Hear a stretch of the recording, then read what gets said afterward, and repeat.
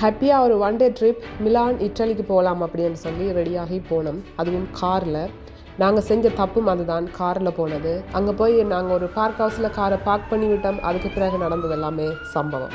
அதுதான் இந்த வீடியோவில் பார்க்க போகிறீங்க. வணக்கம் எல்லாருக்கும். நான் இப்போ இத்தாலிக்கு போய் கொண்டிருக்கிறேன், மிலானோன்ற இடத்துக்கு. நான் இது வரைக்கும் போனதில்லை மிலானோவுக்கு. இன்னைக்கு ஃபர்ஸ்ட் டைம் போகிறேன். ஒரு ஒன் டே ட்ரிப் தான். எங்கள்ட வீட்டில் இருந்து மிலானோ வந்து ஒரு 3.5 மணித்தியாலம் காரில். ஸோ போய் பார்க்கலாம் அப்படின்னுட்டு வலிக்கிட்டுட்டோம். பார்க்கலாம், போகிறதுக்கு 3.5 மணித்தியாலம், வாரத்துக்கு 3.5 மணித்தியாலம், டிராஃபிக் எல்லாம் சேர்த்து பார்த்தா ஒரு 7 மணித்தியாலம் அப்படி வரும். நான் தான் இன்றைக்கு ட்ரைவ் பண்ண போகிறேன். போக வர ஃபுல்லாக என்னோட டிரைவிங் தான். அதனால என்னால் வேலையெல்லாம் பெருசாக வீடியோ எடுக்க முடியலை. பட் இந்த பாதை வந்து ரொம்ப சூப்பராக இருக்கும். நல்ல சீனிக்கான வியூஸ், நீர்வீழ்ச்சி, அது இதண்டு இந்த மலை பாதை தானே, ஃபுல்லாக மலையோரத்தாலேயே நாங்கள் ட்ரைவ் பண்ணணும். ஹைவே எல்லாமே மலையில தான் இருக்கும், ஆனால் வடிவாக இருக்கும். அப்பப்போ நான் முடிஞ்ச அளவுக்கு கொஞ்சம் கொஞ்சம் வீடியோஸ் எடுத்திருக்கிறேன். அதையும் அப்படி இதில் ஆட் பண்ணுறேன்னு பாருங்கோ. அதை விட வெதர், இன்றைக்கு எல்லா விதமான வெதரையும் நாங்கள் பார்த்துட்டோம். எப்படின்னு சொன்னால், வீட்டை இருந்து வெளிக்கிட்டேக்குள்ள மழை பெஞ்சிட்டே இருந்துச்சு. பிறகு கொஞ்ச தூரம் வந்தோடனே அப்படியே மேகமூட்டமாக இருந்தது. அதுக்கு பிறகு ஸ்னோ கொட்டிச்சுது. கொத்தாற்றானல் தொடங்குற வரைக்கும் நல்ல ஸ்னோ சும்மா அடித்து கொட்டிகிட்டே இருந்துச்சு. நாங்கள் சம்மர் டயர் வேற காருக்கு மாற்றிட்டோம். ரொம்ப கேர்ஃபுல்லாக ஓட வேண்டி இருந்தது. கொத்தாற்றனல் தாண்டின உடனேயே வெயில், நல்ல வெயில். இங்கே மிலானோ எல்லாம் இன்றைக்கு 23 கிராத்துன்னு காட்டினது. ஸோ பிரச்சனை இல்லை, நாங்கள் போகிற இடத்துல வெதர் பிரச்சனை இல்லை. ஸோ இன்னைக்கு இந்த ஒன் டே ட்ரிப் எப்படி இருக்குன்னு பார்க்கலாம். மேபி நாங்கள் இன்னைக்கு நைட் ஸ்டே பண்ணிட்டு நாளைக்கு வலிக்கிற மாதிரி இருக்கும். இல்லைன்னா நைட்டே நாங்கள் வலிக்கிட்டுருவோம். அங்கே போய் நான் முடிஞ்ச அளவுக்கு ரெக்கார்ட் பண்ணுறேன் வீடியோ. அங்கே மிலானோ சிட்டி, அங்கே இருக்கிற சர்ச், மற்றது நாங்கள் என்னெல்லாம் பார்க்குறோம், என்னெல்லாம் செய்கிறோம்ன்றது இந்த வீடியோவில் வரும். கண்டினியூஸாக பாருங்க, வீடியோ முடியும் வரையும் பாருங்க. உங்களுக்கு இந்த வீடியோ பிடிச்சிருந்தால் லைக் பண்ணுங்க, கமெண்ட் பண்ணுங்க. எப்படி இருக்குன்னு சொல்லி என்னோட கமெண்ட்ஸ் சொல்லுங்க, நான் பார்க்குறேன். அதை விட என்னோட சேனலை புதுசாக பார்க்குறீங்கன்னா மறக்காமல் சப்ஸ்கிரைப் பண்ணுங்க. வாங்க மிலானோக்கு போகலாம்.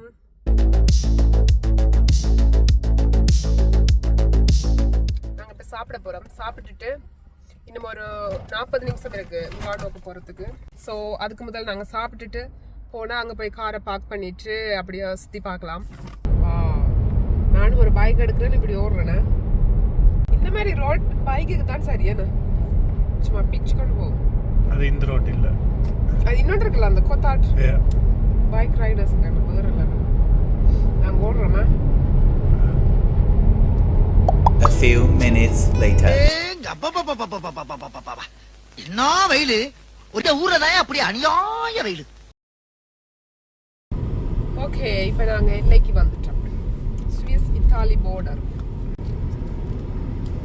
சுவிஸ் இத்தாலி பார்டரில் நிற்கிறோம். ஸோ நாங்கள் இப்போ மெட்ரோ எடுக்க போகிறோம். சென்டருக்கு கார் கொண்டு போக முடியாது, அங்கே கார் ஃப்ரீ சோன். இப்போ நாங்கள் மெட்ரோவில் ஏற போகிறோம்.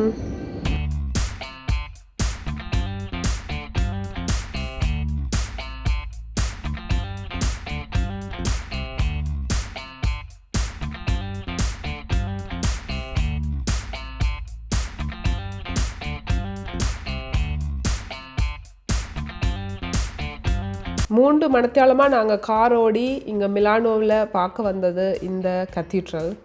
இது வந்து ரொம்ப ரொம்ப பழமையான, அதுவும் பிரசித்தி பெற்ற மிலான் நகரத்தோட ஒரு மிகப்பெரிய அடையாளம். மார்பிள் கல்லால் கட்டப்பட்டிருக்கும். இது 14ஆம் நூற்றாண்டில் கட்ட ஸ்டார்ட் பண்ணாங்க. அதுக்கு பிறகு வருஷமாக கட்டினாங்கன்ற மாதிரி அது ஹிஸ்ட்ரி எல்லாம் போட்டிருந்தவ. ரொம்ப ரொம்ப பிரம்மாண்டமான கோயில், டூரிஸ்டால் நிரம்பி வழிகிற ஒரு கோயில் இது. அதை விட இதுக்கு உள்ளே வந்து போகணுமெண்டா நாங்கள் டிக்கெட் எடுக்கணும். அதை விட ரூஃப் டாப் வியூவும் போய் பார்க்கலாம், அதுவும் டிக்கெட் எடுத்து தான் போய் பார்க்கணும். ஆனால் கோயிலுக்கு உள்ள வெளியில் பார்க்கல எக்கச்சக்கமான டூரிஸ்ட் இருந்தாங்க. உள்ளுக்கு போனால் அதில் ஒரு 10% கூட உள்ளே இல்லை, அவ்வளோத்துக்கு கொஞ்சமாக தான் ஆட்கள் இருந்தாங்க.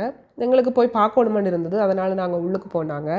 அந்த ஒவ்வொரு தூணுமே ரொம்ப ரொம்ப பெருசாக இருந்துச்சு. அதோட பிரம்மாண்டமாக இருந்தது அந்த கோயில். அப்படியே நாங்கள் ரூஃப் டாப் வியூ பார்க்கத்தான் போனோம். ரூஃப் டாப் வியூ பார்க்கணுமெண்டா கோயிலுக்கு வெளியால் தான் பாதை இருக்குது. லிஃப்ட்லேயும் போகலாம், படியாலையும் போகலாம். நாங்கள் லிஃப்ட்டில் போகிறதுக்கு தான் பிளான் பண்ணியிருந்தாங்க. ஸோ வெயிட்டிங்கில் நின்று அங்கே செக்கிங் எல்லாம் இருக்குது. எல்லாம் முடிச்சுட்டு தான் உள்ள லிஃப்ட்டில் ஏற்றுவினோம். மேலே போய் பார்த்தா அது இன்னும் பிரமாண்டமாக இருந்துச்சு. ஏனெண்டா ரூஃப்டாப்பில் நின்று பார்க்கும்போது மிலான் சிட்டி மொத்தத்தையுமே நாங்கள் எங்களால் பார்க்க முடியும். அதுவும் நாங்கள் ஒரு 5 மணிக்கு பிறகு தான் போனோம். பயங்கர வெயில். ஸோ சன்செட் ஆகிற டைம் போனால் வியூ இன்னும் வடிவாக இருக்கும். மேலே நின்று ஆக்களை பார்த்தா ஏதோ எறும்பு ஊறுற மாதிரி தான் இருந்துச்சு. ஏனெண்டா அவ்வளோ உயரத்துக்கு இருந்தது அந்த ரூஃப்டாப். வீடியோவில் எப்படி தெரியுதுன்னு தெரியலை, நேரில் இருந்து பார்க்கும்போது அதோட பிரம்மாண்டம் வேறு மாதிரி இருக்குது. புறாலாம் இருக்காங்கால. வா,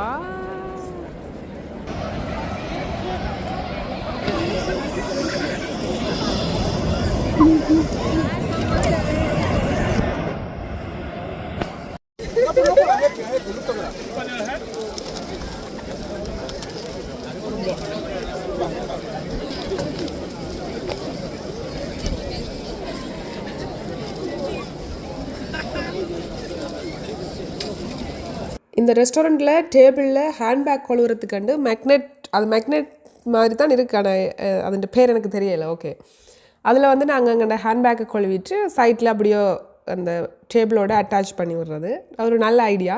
இதுக்கு முதல்ல எனக்கு அது எங்கேயுமே பார்த்த மாதிரி ஞாபகம் இல்லை.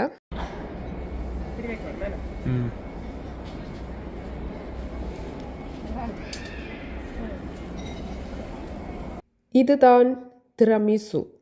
மேபி ப்ரொனவுன்சியேஷன் டிஃப்ரெண்ட் ஆகலாம். இந்த திரமிசு இத்தாலி நாட்டோட ரொம்ப ரொம்ப ஃபேமஸான ஒரு டெசர்ட். இதுக்கு முதலும் நான் ஒரு 2 தடவை இத்தாலி வந்திருக்கிறேன். நிறைய இடங்கள் ட்ராவல் பண்ணியிருக்கேன் இத்தாலியில். ஆனால் திரமிசு ஒரு நாளும் ட்ரை பண்ணதில்லை.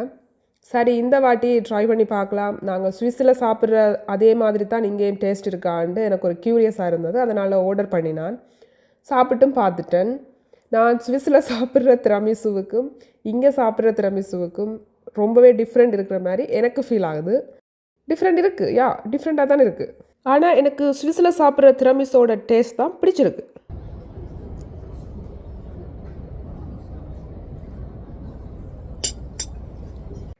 மிலான் வந்துட்டு இந்த பில்டிங்குக்குள்ளே போகாமல் போனவங்களே கிடையாதுன்னு சொல்லலாம். அதுக்கு ஃபேமஸான ஒரு இன்ஸ்டாகிராம் ஃபேமஸ் ஸ்பாட் இது. அதை விட இந்த ஷாப்பிங் ஏரியா வந்து நிறைய பிராண்ட்ஸ் இருக்கும். இங்கே பிராண்ட்ஸான கடைகள் நிறைய இருக்கும். அதை விட கஃபேஸ் அண்ட் ரெஸ்டாரண்ட்ஸ் இருக்கும். இதில் ஒரு கஃபேயில் தான் நான் போய் திரமிசு ட்ரை பண்ணினான். ரொம்ப க்ரௌடடான ஏரியா, ஆனால் செம்ம வைபான இடம். இந்த ஷாப்பிங் ஏரியாவே ஒரு வித்தியாசமாக இருக்கும். அந்த வைபே ஒரு தனி அழகு. சூரியன் அந்த கத்தீட்ரலுக்கு எதிரிலேயே மறையும் போது அந்த சூரிய கதிர்கள் பட்டு அந்த வெள்ளை பளிங்கு தேவாலயம் ஜொலிக்கிறத பார்த்து கொண்டே ஒரு ஐஸ்கிரீம் சாப்பிட்றது வேறு லெவல் அழகு தான். அதுக்காக இல்லை, சரியான வெயில், சூரியன் வர மறையுது, இருந்தாலும் பயங்கர வெயில், டயர்ட் ஆயிட்டேன். அதனால ஒரு ஐஸ்கிரீம் வாங்கி சாப்பிட்றேன். A few moments later. எங்கள்ட காரை யாரும் உடைச்சிருக்கிறாங்க. இங்கே ஜன்னல் சரி வெரி வெரி பேட். இங்கே பாருங்க, எல்லாம் பிச்சு உடைச்சு. போய் அங்கே சொல்லுவோமா? பேக்கை வைக்காதீங்க, எடுத்து நாங்கள் லேப்டாப் பேக்கை. அது ஸ்விஸ் காருன்றதை பார்த்து உடைச்சிருக்கணும். ஏன்னா இவ்வளோ காரும் இங்கே நிற்கிது. ப்ராடக்ட் எல்லாமே இருக்கா? கிழிச்சு கிடக்க என்ன? அட கடவுளே, ஒரு கண்ணாடியை மட்டும் உடைச்சிட்டு உள்ளே எல்லாம் செக் பண்ணியிருக்கணும். நல்ல வேளை நாங்கள் முக்கியமான பேக்கெல்லாம் கொண்டு போயிட்டோம். எதிர்பார்க்கவே இல்லை நான் இதை. காருக்கு இப்படி நடந்துட்டு போய் அந்த செக்யூரிட்டிகிட்ட கேட்டால் அவங்க வந்து அதுக்கு சரியான ரெஸ்பான்ஸே பண்ணல. அவங்க இது நடக்கிறது நார்மல் தான், இது ஒரு சாதாரண விஷயம்ன்ற மாதிரி ரியாக்ட் பண்ணிச்சுனா அது எங்களுக்கும் தெரியும். அதனால தான் நாங்கள் பே பண்ணி நல்ல செக்யூரிட்டி இருக்கிற பார்க்கிங்கில் பார்க் பண்ணுறோம். அங்கேயும் இப்படி நடக்குதுண்டு அதை கேஷுவலாக சொல்லிக்கல. எங்களுக்கு அது ஷோக்காக இருந்தது. போலீஸுக்கு அடிச்சு கேட்டால் அவங்களும் பெரிய ரெஸ்பான்ஸ் பண்ணல. வந்து சம்பவ இடத்துக்கு அவங்க வர மாட்டினா எங்களை நேரில் வந்து ஒரு கம்ப்ளைண்ட் தர சொல்லிச்சுனா அது ஒர்க் அவுட் ஆகாதுன்றது கிளியராகவே தெரிஞ்சது. அப்போ நாங்கள் என்ன செஞ்சோம்னா திருப்ப ஸ்விஸுக்கு வந்துட்டோம். ஸ்விஸில் வந்து பெலின்சோனாவுக்கு வந்துட்டு தான் நாங்கள் பிறகு பன்னெண்டு இன்ஸ்டன்ட் சொல்கிறது அந்த பிரேக் டவுன் சர்வீஸுக்கு கால் பண்ணி ஹெல்ப் கேட்டோம். அவங்க இந்த வெஹிக்கிளில் வந்து ஹெல்ப் பண்ணாங்க எங்களுக்கு. இப்போ கார் இதுக்கு மேலே ஓட முடியாதுண்டா இந்த லாஸ்ட் வாகன்லேயே அவங்க ஏற்றி கொண்டு போய் எங்களை சேஃபாக வீட்டை விடுவாங்க. எங்களுக்கு அப்படி கார் எல்லாம் ஓகேயாக இருந்தது. கண்ணாடி மட்டும்தான் இல்லை, அந்த உடைஞ்ச கண்ணாடி இதோட நாங்கள் வீட்டை போக முடியாது. அதனால அவர் வந்து பிறகு வாட்டர் ப்ரூஃப் விண்ட் ப்ரூஃபாக இருக்கிற அந்த ஒரு பிளாஸ்டிக் மாதிரி அது ஒரு டேப் மாதிரி, ஆனால் அது ரொம்ப இந்த எப்படி சொல்ற ஸ்ட்ராங்கானது. அதை அலையெல்லாம் கவர் பண்ணி செட் பண்ணி தந்தவர். அப்போ தான் அந்த பிரேக் டவுன் சர்வீஸ்லேருந்து வந்தவர் சொன்னார், இட்டாலியில இருந்து கால் பண்ணியிருந்தா கூட அவங்க வந்து ஹெல்ப் பண்ணுறதுக்கு ஓகே தான்னு சொல்லி, அங்கே அவைக்குமா அதுக்குரிய சர்வீஸ் எல்லாம் இருக்குது, அவங்க செஞ்சு தந்திருப்பாங்கன்னு சொல்லி அந்த விஷயம் எங்களுக்கு தெரியாது. நாங்கள் சுவிஸில் பெலின்சோனாக்கு வந்துட்டு தான் கால் பண்ணி ஹெல்ப் கேட்டோம். பிறகு எல்லா ஃபார்மாலிட்டிஸும் முடித்து நாங்கள் எல்லா வேலையும் முடிச்சு வீட்டை வந்து சேரும்போது விடியப்புறம் 3 மணி ஆகிட்டுது. இப்படித்தான் எங்களோட மிலான் ஸ்டோரி முடிவடைந்தது.